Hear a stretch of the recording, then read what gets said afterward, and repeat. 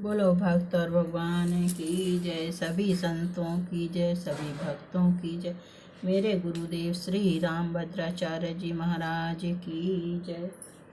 पिछले एपिसोड में आपने श्री चंद्रहास जी की भक्ति का प्रभाव सुना। अब आप श्री चित्रकेतु जी के वर्णन सुने।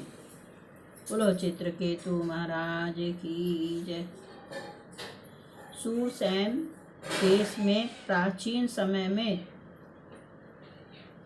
चित्रकेतु नाम के एक राजा थे।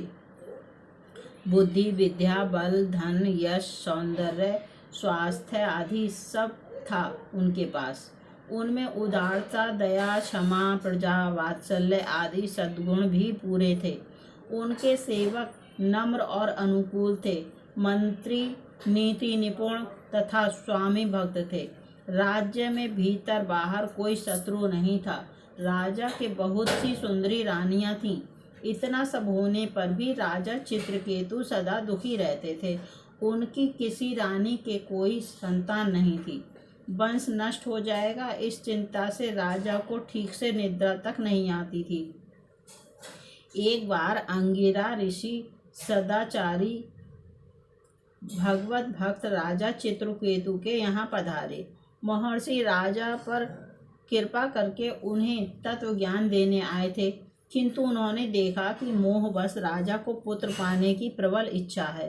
ऋषि ने सोच लिया कि जब यह पुत्र वियोग से दुखी होगा तभी इसमें वैराग्य होगा और तभी कल्याण के सच्चे मार्ग पर चलने योग्य होगा।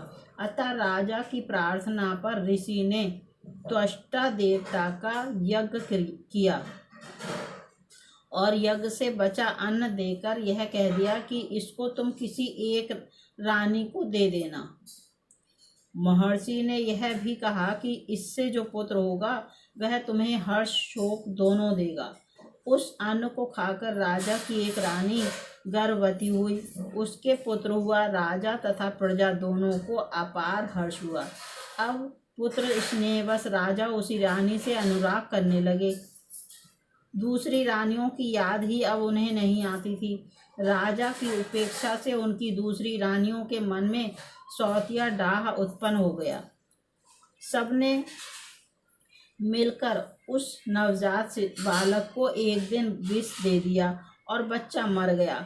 बालक की मृत्यु से मारे शोक के राजा पागल से हो गए।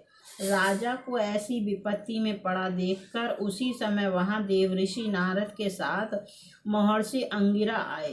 वे राजा को मृतक बालक के पास पड़े देख समझाने लगे। राजन, तुम जिसके लिए इतने दुखी हो रहे हो वह तुम्हारा कौन है? इस जन्म से पहले वह तुम्हारा कौन था? अब आगे यह तुम्हारा कौन रहेगा? जैसे रेत के कण जल के प्रवाह से कभी एकत्र हो जाते हैं और फिर अलग अलग हो जाते हैं, वैसे ही काल के द्वारा विवश हुए प्राणी मिलते और अलग होते हैं। यह पिता पुत्र का संबंध कल्पित है। ये शरीर न जन्म के पूर्व थे न मृत्यु के पश्चात रहेंगे, अतः तुम इनके लिए शोक मत करो। राजा को इन वचनों से कुछ सांत्वना मिली। उसने पूछा, महात्मन, आप दोनों कौन हैं? मेरे जैसे विषयों में फंसे मूढ़ बुद्धि लोगों को ज्ञान देने के लिए आप जैसे भगवत भक्त सिद्ध महापुरुष निस्वार्थ भाव से पृथ्वी में विचरा करते हैं। आप दोनों मुझ पर कृपा करें, मुझे ज्ञान देकर इस शोक से बचाइए। महर्षि अंगिरा ने कहा, राजन, मैं तो तुम्हें पुत्र देने वाला अंगिरा हूँ और मेरे साथ ये ब्रह्मपुत्र देवऋषि नारद जी हैं। तुम ब्राह्मणों के और भगवान के भक्त हो, अतः तुम्हें कलेश नहीं होना चाहिए।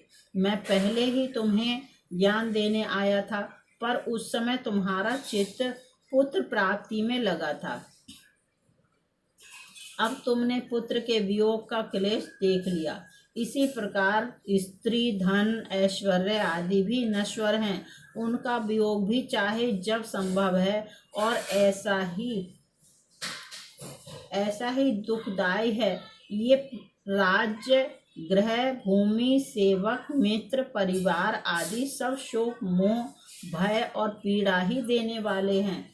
ये स्वप्न के दृश्यों के समान हैं। इनकी यथार्थ सत्ता नहीं है। अपनी भावना के अनुसार ही ये सुखदायी प्रतीत होते हैं। द्रव्य, ज्ञान और क्रिया से बना यह शरीर का अभिमान ही जीवन को क्लेश देता है। एकाग्र चित्त से विचार करो और एकमात्र भगवान को ही सत्य समझकर उन्हीं में चित्त लगाकर शांत हो जाओ। राजा को बोध देने के लिए देवऋषि नारद ने जीव का आवाहन करके बालक को जीवित कर उससे कहा, जीवात्मन, देखो, ये तुम्हारे पिता, माता, बंधु बांधव तुम्हारे लिए व्याकुल हो रहे हैं। तुम इनके पास क्यों नहीं रहते?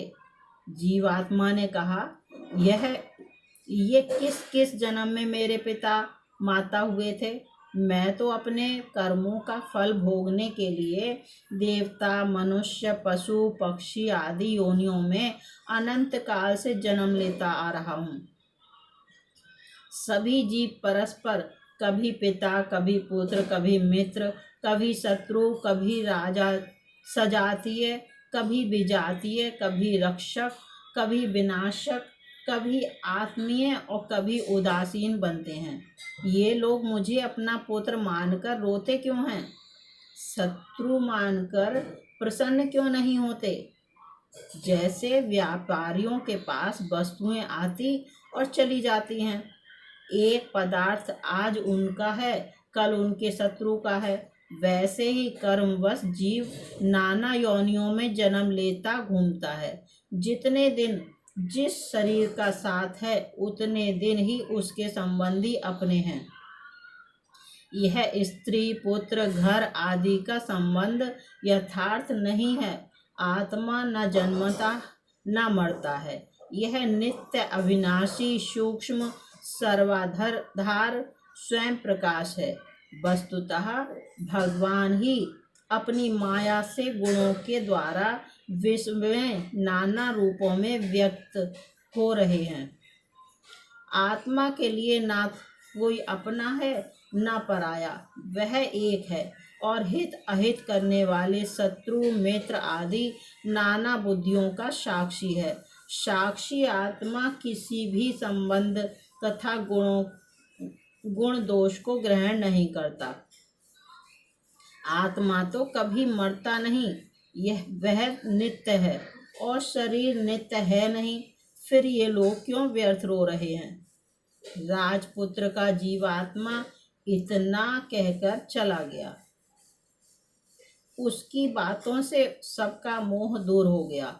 मृतक का अंत्येष्टि संस्कार करके राजा शांत हो गए।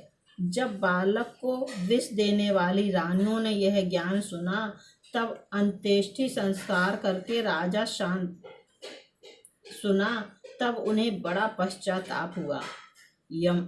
यमुना तट पर जाकर उन्होंने अपने पाप का प्रायश्चित किया।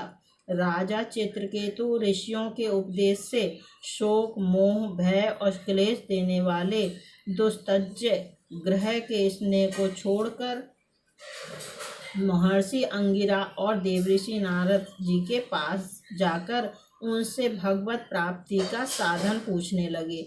नारद जी ने उन्हें भगवान शेष का ध्यान तथा स्तुति मंत्र बतलाया। उपदेश करके दोनों ऋषि चले गए। राजा ने 7 दिन केवल जल पर रहकर एकाग्र चित्त से उस स्तुति रूप विद्या का अखंड जप किया। उसके प्रभाव से वे विद्याधरों के स्वामी हो गए। कुछ दिनों में राजा चित्रकेतु विद्या के बल से मनोगति के अनुसार भगवान शेष के समीप पहुंच गए। यहाँ उन्होंने सनत कुमार आदि महर्षियों से सेवित शंकर्षण भगवान के दर्शन किए। राजा ने प्रेम विवल होकर भगवान के चरणों में प्रणिपात किया और वे भगवान की स्तुति करने लगे। दयामय भगवान प्रसन्न हुए उन्होंने चित्रकेतु को परम तत्व का उपदेश दिया। तत्व ज्ञान का उपदेश करते हुए अंत में शंकरषण प्रभु ने कहा, राजन, मनुष्य शरीर में ही ज्ञान की प्राप्ति होती है। जो मानव देह पाकर भी ज्ञान नहीं पाता, आत्मा को नहीं जानता, उसका फिर किसी योनि में कल्याण नहीं होता। विषयों में लगने से ही दुख होता है, उन्हें छोड़ देने में कोई भय नहीं है। अतः बुद्धिमान पुरुष को विषयों से निर्वृत्त हो जाना चाहिए। जगत के सभी स्त्री पुरुष दुखों को दूर करने और सुख पाने के लिए अनेक प्रकार के कर्म करते हैं, पर उन कर्मों से ना तो दुख दूर होता है और ना सुख ही मिलता है। जो लोग अपने को बुद्धिमान मानकर कर्मों में लगे हैं, वे दुख ही पाते हैं। आत्मा जागृत, स्वप्न, सुषुप्ति इन तीनों अवस्थाओं से पृथक है। यूँ समझकर बुद्धिमान पुरुष को चाहिए कि इन अवस्थाओं में प्राप्त होने वाले विषयों से निर्वृत्त हो जाए, लोक परलोक से चित्त हटा ले और ज्ञान विज्ञान से संतुष्ट होकर मेरी भक्ति करे। एक परमात्मा ही सब स्थानों में सर्वदा है। यह योग मार्ग में लगने वालों को जान लेना चाहिए। इस प्रकार दिव्य उपदेश देकर भगवान अंतर ध्यान हो गए। चित्रकेतु द्वंद्व रहित समदर्शी हो गए थे। वे कामना, स्पृहा, अहंकार छोड़कर सदा परमात्मा में ही चित्त लगाए रहते थे। तपोबल से इच्छा अनुसार 14 भुवनों में वे घूम सकते थे। एक दिन विमान पर बैठकर वे आकाश मार्ग से जा रहे थे। उसी समय उन्होंने मुनियों की सभा में पार्वती जी को भगवान शंकर की गोद में बैठे देखा। चित्रकेतु को यह व्यवहार अनुचित लगा। उन्होंने इसकी कड़ी आलोचना की। भगवान शंकर तो आलोचना सुनकर हंसकर रह गए, पर पार्वती को क्रोध आ गया। उन्होंने शाप दिया, तू बड़ा अविनीत हो गया है, अतः भगवान के चरणों में रहने योग्य नहीं है। जाकर असुर योनि में जन्म ग्रहण कर। शाप सुनकर चित्रकेतु को न डर लगा न दुख हुआ। असुर योनि में भी सर्वव्यापी भगवान तो हैं ही, यह वे जानते थे। शिष्ट व्यवहार करने के लिए विमान से वे उतर पड़े और उन्होंने पार्वती जी के चरणों में प्रणाम करके कहा, माता, आपने जो शाप दिया है उसे मैं सादर स्वीकार करता हूँ।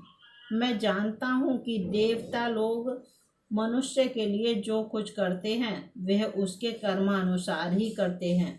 अज्ञान से मोहित प्राणी इस संसार चक्र में घूमता हुआ सदा सब कहीं दुख सुख भोगता ही रहता है। गुणों के इस प्रभाव में शाप वरदान, स्वर्ग नरक, सुख दुख कुछ भी वास्तविक नहीं है। स्वयं मायातीत भगवान अपनी माया से प्राणियों को रचते और उनके सुख दुख बंध मोक्ष की व्यवस्था करते हैं। उन ईश्वर का ना कोई अपना है ना पराया, ना कोई प्रिय है ना अप्रिय, वे सर्वत्र समान और असंग हैं। जब उन सर्वेश्वर को सुख से प्रेम नहीं है तब क्रोध तो होगा ही कैसे। परंतु उनकी माया से मोहित जीव जो पुण्य पाप रूप कर्मों को करता है, वे कर्म ही उसके सुख दुख आदि के कारण होते हैं। देवी, मैं साप से छूटने के लिए आपको प्रसन्न नहीं कर रहा हूँ। आपको मेरे वचन बुरे लगे इसलिए आप मुझे क्षमा करें। इस प्रकार क्षमा मांगकर चित्रकेतु विमान पर बैठकर चले गए। उनकी यह असंग स्थिति देखकर सबको बड़ा आश्चर्य हुआ। शंकर जी ने कहा, देवी, तुमने भगवान के दासानुदासों का महात्म्य देखा। भगवान नारायण के परायण भक्त किसी से भी डरते नहीं। वे स्वर्ग नरक तथा मोक्ष में भी एक सी दृष्टि रखते हैं।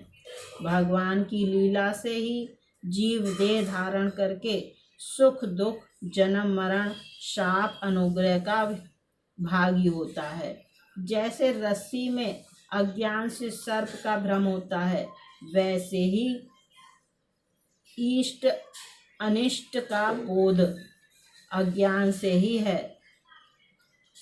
भगवान के आश्रित भक्त ज्ञान वैराग्य के बल से किसी भी सांसारिक पदार्थ को अच्छा मानकर ग्रहण नहीं करते। जब मैं ब्रह्मा जी, सनत कुमार, नारद, महर्षिगण तथा इंद्र आदि देवता भी परमेश्वरी लीला का रहस्य नहीं जान पाते, तब अपने को समर्थ मानने वाले शूद्र अभिमानी उन परम प्रभु का स्वरूप कैसे जान सकते हैं। उन श्रीहरि का ना कोई अपना है न पराया, वे सबके आत्मा होने से सबके प्रिय हैं। फिर यह महाभाग चित्रकेतु उन्हीं भगवान का प्यारा भक्त है, उन्हीं की रुचि से चलने वाला है, शांत और समदर्शी है। मैं भी उन्हीं अच्युत का भक्त हूँ, अतः मुझको उस पर क्रोध नहीं आया। ऐसे शांत समदर्शी भगवत भक्त महापुरुषों के चरित्र पर आश्चर्य नहीं करना चाहिए। पार्वती जी का आश्चर्य इन वचनों से दूर हो गया। शाप देने में समर्थ होने पर भी चित्रकेतु ने पार्वती को शाप नहीं दिया था, उल्टे उनका शाप स्वीकार करके क्षमा मांगी। इसी शाप के फल से त्वष्टा के यज्ञ में दक्षिणाग्नि से वे वृत्तासुर के रूप में प्रकट हुए। बोलो उमापति महादेव की जय। बोलो श्री चित्रकेतु जी महाराज की जय। सभी संतों की जय, सभी भक्तों की जय। मेरे गुरुदेव श्री रामभद्राचार्य जी महाराज की जय। अगले एपिसोड में आप श्री गजग्राह का वर्णन सुनेंगे। लोग गजग्राह भगवान की जय। अच्छा लगे तो प्लीज़ लाइक, सब्सक्राइब, शेयर जरूर करें। जय सिया राम।